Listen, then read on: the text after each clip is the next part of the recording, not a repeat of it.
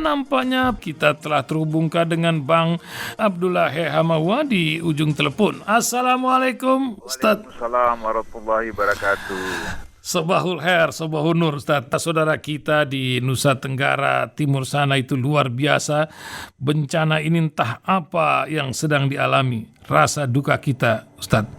Dan juga tentu bencana hukum yang terjadi ya ketika ada pengacara Lukas juga bebas dan setelah Pak Artijo tidak ada, tah gimana ya, Saganda pun bilang ada kambing hitam yang sedang dicari, tapi sementara dar-der-dor terus bom berada di mana-mana. Banyaklah kisahnya, tapi mungkin Bang Abdullah Hamawa bisa mendudukkan masalah ini sebagai pencerahan buat pendengar radio Silaturahim. Silakan Bang.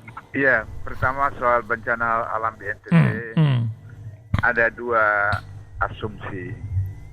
Yang pertama, ini sebagai katakanlah hukuman atau sanksi atau yang keras itu adalah azab dari Allah karena Gubernur NTT salah seorang yang menghina Islam dengan luar biasa waktu beberapa tahun lalu. Dan itu dilaporkan oleh kalangan umat Islam dan itu tidak ditangani, dibiarkan apa seperti itu. Jadi penghinaan hampir sama dengan Ahok dulu, tapi itu tidak dilayani. Itu satu asumsi bahwa ini adalah imbalan atau sanksi atau azab dari Allah kepada Gubernur NTT. Satu. Yang kedua,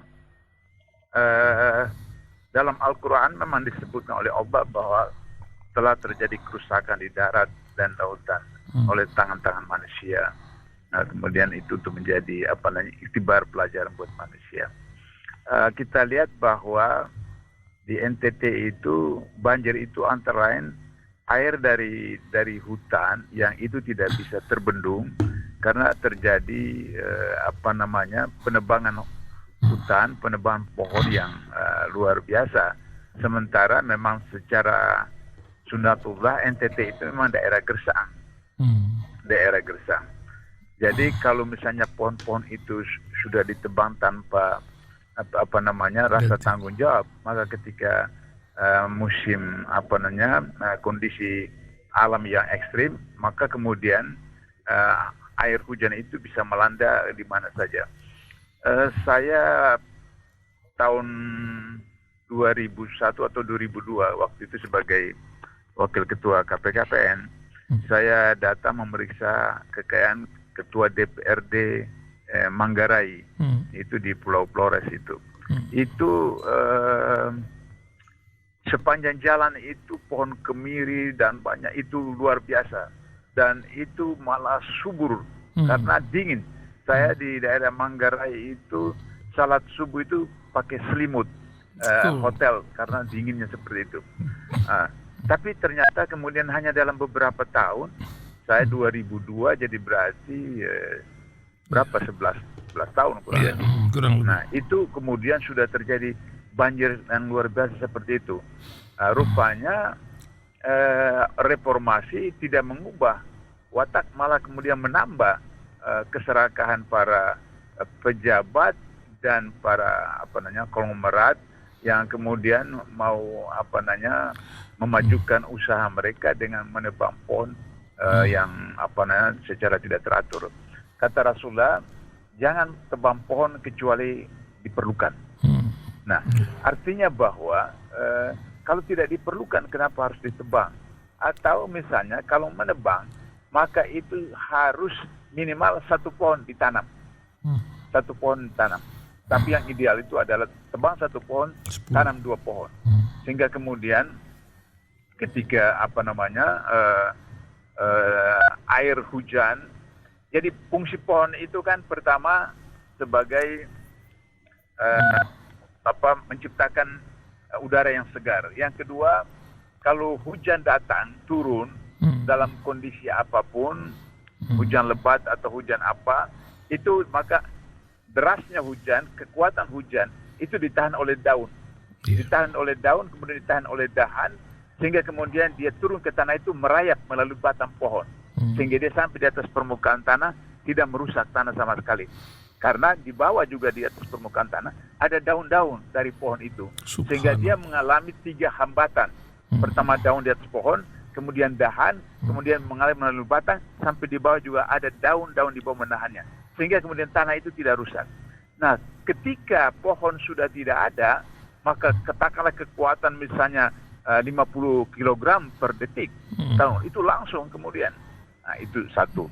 Yang kedua, sunatullah air itu dia dari tempat tinggi ke tempat rendah. Itu sunatullah air, dari tempat tinggi ke tempat rendah. Nah, ketika sudah banyak gedung-gedung, sudah banyak bangunan-bangunan, maka kemudian itu tidak ada saluran air untuk apakah danau atau sungai dan seterusnya, kemudian pohon tidak ada, maka kemudian karena sunatullahnya dia harus datang ke tempat terendah, ke laut, maka apa saja yang menghalangi dia akan hajar. Apakah pohon, apakah rumah, apakah gedung. Nah, ini yang tidak dipahami oleh masyarakat kita tentang bagaimana sunatullahnya alam itu termasuk air. Nah, kemudian kita tahu bahwa NTT itu banyak pulau-pulau, ya, seperti misalnya di Maluku, Maluku Utara, banyak pulau-pulau dan kemudian laut. Sehingga dengan demikian, ketika terjadi abrasi dari laut dan kemudian banjir dari daratan, maka kemudian yang jadi korban itu adalah perkampungan-perkampungan yang berada di dekat laut dan kemudian dekat dengan sungai dan seterusnya. Inilah yang dimaksud dengan Allah SWT dalam Al-Quran, telah terjadi kerusakan darat dan laut karena tangan-tangan manusia. Nah, oleh karena itu, maka saya tadinya pikir ini bencana alam biasa, hujan banjir atau abrasi air dan seterusnya. Ternyata kemudian ini lebih 100 Syekh yang meninggal, lebih 100. Dan yang hilang itu masih hampir 100 juga. Berarti ini tidak main-main juga banjirnya. Padahal ini bukan tsunami, jadi banjir biasa. Nah, inilah yang kemudian jadi pelajaran bahwa kita kaitkan dengan kebijakan pemerintah hari ini yang disebut dengan Undang-Undang Cipta Kerja. Salah satu dampak nanti akan terjadi 10-15 tahun mendatang adalah bahwa ketika membangun apa saja, gedung, kantor, rumah itu tidak perlu izin AMDAL. Lagi. Nah, dulu sebelum ada Undang Cipta Kerja, orang mau bangun gedung, membangun jembatan, membangun rumah, membangun apa saja itu harus ada izin AMDAL dari pemerintah dan instansi terkait seperti itu. Itu saja hari ini kita lihat bagaimana banjir di Aceh, banjir di Sulawesi Barat, banjir di Jawa dan seterusnya. Itu ada ketentuan harus wajib izin AMDAL. Sekarang dalam Undang-Undang Cipta Kerja itu tidak perlu izin AMDAL, cuma memberitahu. Nah, jadi bayangkan kalau itu sudah tidak perlu izin AMDAL, maka saya pikir hutan kita itu akan habis dan kemudian banjir akan terjadi di mana-mana karena hutan beton akan subur di kota-kota besar. Saya ingat 2007, 2008, 2009, Riau itu 3 gubernurnya ditangkap berturut-turut oleh KPK. Jadi pertama kali dalam sejarah Indonesia, gubernur itu mencapai hat-trick. 3 gubernur berturut-turut di Riau itu ditangkap oleh KPK. Kenapa? Karena data-data yang ada menyebutkan bahwa di Riau itu 8,2 hektar per menit hutan rusak. Coba saya bayangkan, 8,2 hektar per menit. Bukan per tahun, per menit. Jadi kalau per menit kali 60, kali 24, kali 30, kali 12, berapa juta hektar rusak seperti itu. Nah, itulah ilustrasi betapa kemudian kalau kita di atas Sumatera naik pesawat terbang, kita lihat ke bawah itu mengerikan, gersang karena penebang hutan yang seperti itu. Atau misalnya Wasior di Papua beberapa tahun yang lalu, satu desa itu rata habis dibawa oleh air ketika hujan 3 hari berturut-turut. Salah satunya ini yang saya kaitkan dengan pemahaman keagamaan, yang tersisa di situ cuma satu musola kecil. Itu dahsyat. Sehingga saya menganggap bahwa musola itu pasti dibangun dengan uang halal. Jika tidak, semua juga akan habis hancur. Jadi satu desa itu habis rata dengan tanah, hanya musola itu yang tertinggal. Nah itu juga yang biasa kita lihat kemarin berapa tahun lalu di Sulawesi Tengah, yang itu selain tsunami, kemudian Allah menggoreng itu seperti kalau jus buah itu, itu diputar likuifaksi untuk itu beberapa menit saja itu satu desa, beberapa desa itu hilang ditelan oleh bumi seperti itu. Nah, inilah ketika kita tidak memperhatikan keadaan alam. Karena itu maka kata Rasulullah, selain tadi yang saya katakan jangan tebang pohon kecuali diperlukan. Kedua, itu tidak boleh kencing di tempat-tempat yang ada lubang dan seterusnya karena ada makhluk dalam. Yang ketiga, tidak boleh menangkap ikan dengan tuba atau bom karena ikan kecil yang kita tidak perlukan ketika dibom atau dengan tuba itu mati seperti itu. Maka hilang zuriat, pelanjut keturunan seperti itu. Nah, kemudian kata juga Rasulullah, itu jangan kencing di tempat air yang tidak mengalir. Karena kalau air tidak mengalir, kita kencing atau kita buang hajat besar itu, maka itu najis dan orang mau ambil wudu atau orang mau mandi bersama itu kotor. Jadi Islam sudah mengatur bagaimana menjaga lingkungan itu agar supaya bisa tertata dengan baik. Nah, pengalaman kita lihat misalnya katakanlah di Jakarta, Kali Ciliwung dan seterusnya itu kita perhatikan kalau suami itu berangkat ke kantor, dia naik motor atau apa, kemudian istri dititipkan, ini Pak, tolong Pak, ini sampah. Kemudian di jalan ada sungai, dia buang itu banyak itu kresek tasnya. Sampah itu. Atau ada saluran atau saluran air atau got dibuang. Maka kemudian lama-lama itu terjadilah apa yang terjadi. Hari ini baru saya sekarang ini sedang dalam perjalanan menuju Bandung. Di Depok ini berapa hari tidak hujan. Tapi tadi saya dengan istri lewat situ, itu banjir jalanan itu. Itu banjir dari mana?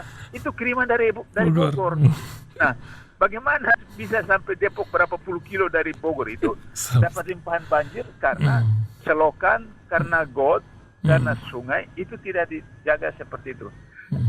Itu pembicaraan kita pertama tentang bagaimana menjaga lingkungan hidup alam. Betul. Nah, betul. Yang kedua, Pak Bang Dullah, ini masalah Anies membuat statement ya.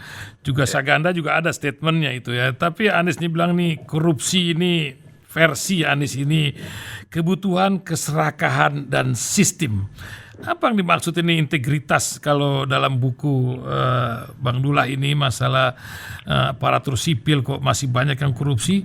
Apakah hidup ini akan terus dilumuri oleh beban-beban yaumil akhir atau bagaimana, Ustadz? Ya, jadi pertama kalau kita bicara tentang korupsi BLBI itu cuma salah satu yang kalau misalnya KPK menerbitkan SP3. Sebenarnya tidak sepenuhnya salah KPK menerbitkan SP3 terhadap BLBI karena itu sudah ada dalam undang-undang yang setelah undang-undang KPK diamandemen, maka dalam pasal 40 Undang-Undang nomor 19 tahun 2011 tentang KPK itu menyebutkan bahwa setelah satu kasus status penyidikan selama 2 tahun maka harus dihentikan. Nah, itu undang-undang yang baru tentang KPK. Kalau dulu itu tidak ada SP3, karena korupsi itu kejahatan luar biasa. Sehingga kemudian ketika KPK menetapkan seseorang jadi tersangka, 99% itu dijatuhi hukuman di pengadilan. Nah, sekarang kenapa harus ada SP3 BLBI? Karena sudah ditetapkan undang begitu. Tapi yang ada di belakang itu adalah bahwa nanti sudah itu BLBI kan bukan hanya Nur Salim satu orang, ada berapa orang yang itu berapa puluh ribu triliun uang itu. Luar biasa. Nah, sudah itu nanti kemudian reklamasi. Nanti kan berapa orang yang kena reklamasi seperti itu. Itu juga akan kemudian di SP3 kan. Kemudian Bank Senturi itu juga nanti di SP3. Kemudian IKTP itu juga nanti di SP3 kan. kemudian Mekarta, itu juga terpilih. Jadi artinya ini bahwa memang peranan para konglomerat itu untuk bisa bagaimana membebaskan diri mereka daripada hukuman dengan cara mereka rekayasa undang-undang KPK yang baru di DPR sehingga kemudian terjadi seperti itu. Nah sekarang kalau kita kaitkan dengan buku saya tentang integritas, maka kemudian salah satu pilar dari integritas itu adalah yang dulu saya sudah jelaskan, yang pertama kejujuran, yang kedua kemudian istiqomah atau konsisten, yang ketiga komitmen kepada visi misi, yang keempat itu objektif. Nah sekarang yang kelima ini adalah berani ambil putusan dan siap menerima risiko. Nah siapa yang berani ambil putusan? Kita hubungkan dengan hadis bahwa jika kamu menyaksikan suatu kemungkaran, cegah dengan tanganmu. Jika tidak dengan lisanmu, jika tidak lagi dengan hatimu, dan itulah selemah-lemah iman. Maka kita lihat pada yang pertama dengan tanganmu. Dengan tangan itu artinya berarti dengan kekuasaan. Ya, jadi yang punya kekuasaan itu adalah presiden sebagai kepala negara, juga kepala pemerintahan. Sehingga ketika menyaksikan menghadapi suatu kemungkaran khususnya tentang korupsi, presiden harus mempunyai keberanian untuk mengambil putusan dengan risiko yang harus diterima. Saya berikan contoh. Waktu SBY jadi presiden, KPK itu menangkap besan presiden. Besannya presiden.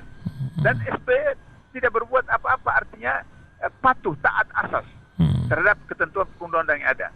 Yang sampai kemudian sampai ditahan, bebas dan seterusnya, presiden tidak campur tangan. Yang kedua, ketika KPK menangkap Nasaruddin. Nasaruddin itu kabur ke Singapura, ke Malaysia, ke Thailand, ke China, terakhir di Kolombia.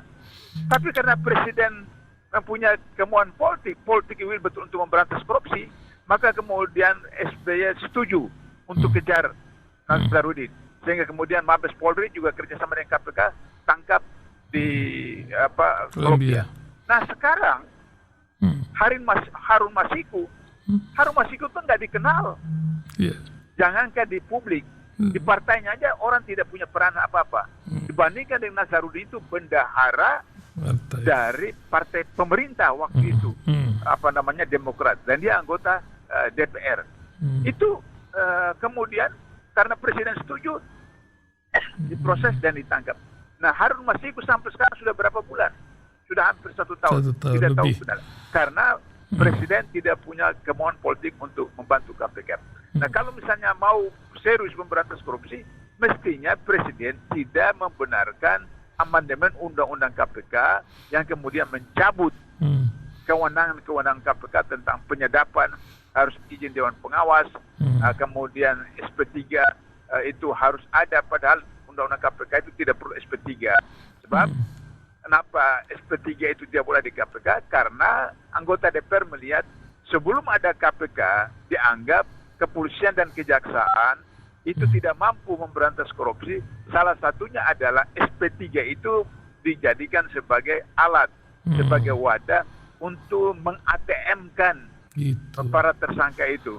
Jadi tetapkan tersangka, kemudian di ATM-kan, sudah habis ATM-nya orang itu, kemudian diterbitkan SP3 bahwa tidak cukup alat bukti. Nah KPK tidak boleh itu karena ini super ketat seperti itu. Nah maka kemudian saya mengembalikan kepada presiden, kepada para menteri, kepada anggota DPR.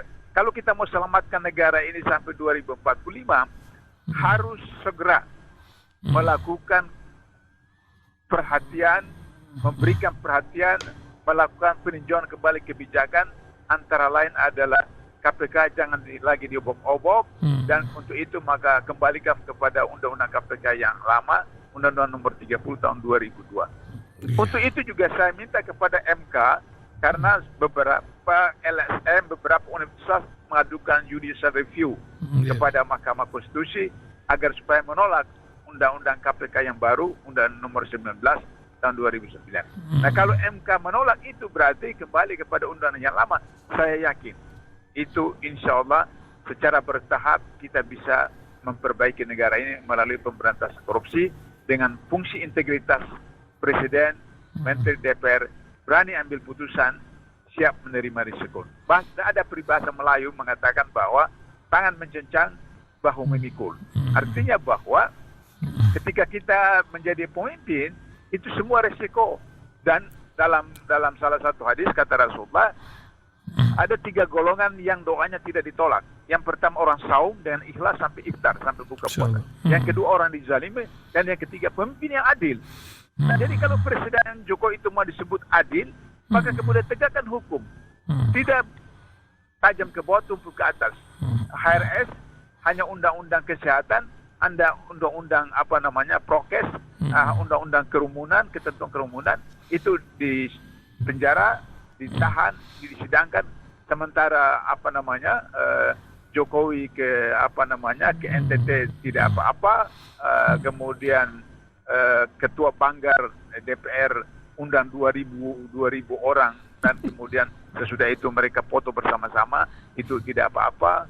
Ketika pilkada di Solo, pilkada di Medan, tidak apa-apa, pada itu juga melakukan kerumunan.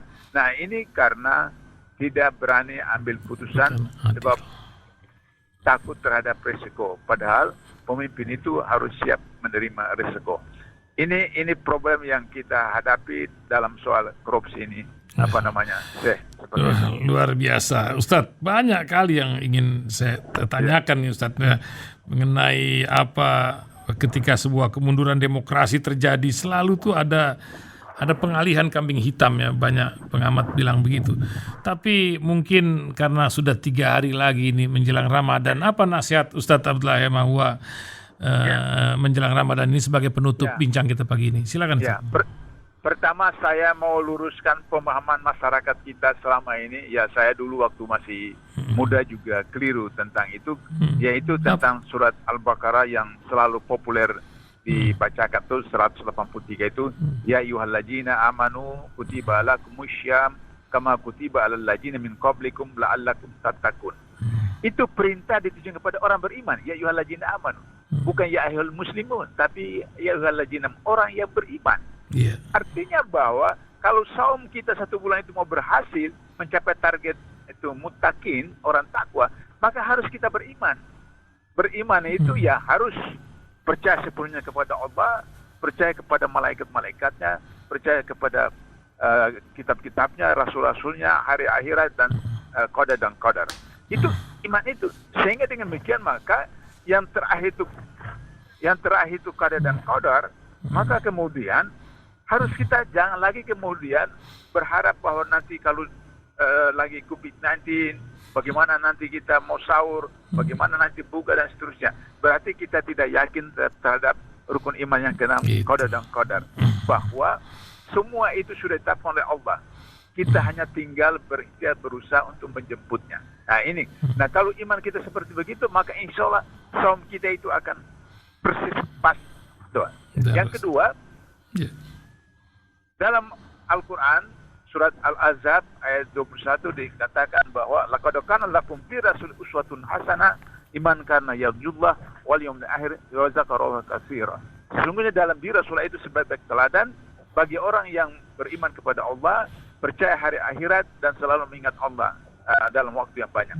Maka bagaimana saum kita bisa diterima? Ikut Rasulullah. Teladan terbaik-baik Rasulullah. Rasulullah ketika sahur itu dilambatkan, diakhirkan. Hanya beberapa menit, kurang lebih sahur, beliau sudah itu kemudian kurang lebih 5 menit azan.